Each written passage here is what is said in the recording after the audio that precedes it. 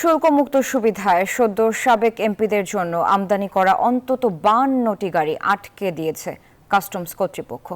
গত জুলাইয়ে ক্রিকেটার সাকিব সহ 7 জন এমপি তাদের গাড়ি ছাড়িয়ে নিলেও বর্তমানে সদস্য পদ হারানো এমপিদের গাড়ি আটকে দেয়া হয়েছে। তাই এসব গাড়ির ভবিষ্যৎ নিয়ে সৃষ্টি হয়েছে জটিলতা। শেখ জায়েদের রিপোর্টে দেখুন বিস্তারিত। এমপিদের জন্য শুল্কমুক্ত সুবিধায় আমদানি করা এসব গাড়ির বর্তমান বাজার মূল্য অন্তত 10 থেকে 12 কোটি টাকা। সংসদ সদস্য পদ চলে যাওয়ায় এসব গাড়ি আর ছাড় করছে না কাস্টমস কর্তৃপক্ষ। তবে জুলাই মাসে 7টি গাড়ি ছাড় হলেও গণ অভ্যুত্থানে সরকারের পতন হলে গাড়িগুলো আটকে দেয় কাস্টমস।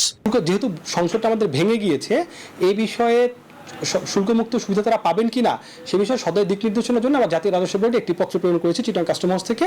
সেই পত্রের আলোকে জবাব পাওয়ার পরে জাতীয় রাজস্ব বোর্ডের নির্দেশনা অনুযায়ী আমরা পরবর্তী কার্যক্রম গ্রহণ করব। এনজিওর কিস্তি প্রথমবার বিকাশ পেমেন্ট করলেই 20 টাকা ইনস্ট্যান্ট ক্যাশব্যাক।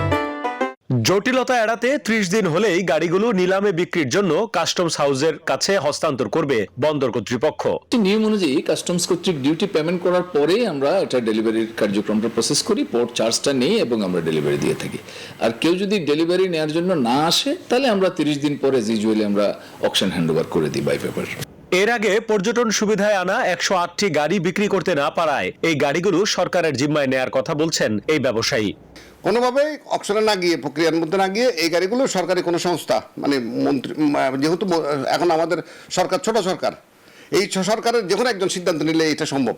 প্রধান উপদেষ্টা বা বাণিজ্য সচিব, বাণিজ্য উপদেষ্টা উনি সিদ্ধান্ত নেবেন যে এই গাড়িগুলো সরকারি পর্যায়ে নিয়ে ক্রোক করে বা যে কোনো কিছু করে যে কোনো প্রক্রিয়ায় সরকারের বিভিন্ন সংস্থার কাজে লাগানো উচিত, রাষ্ট্রীয় কাজে।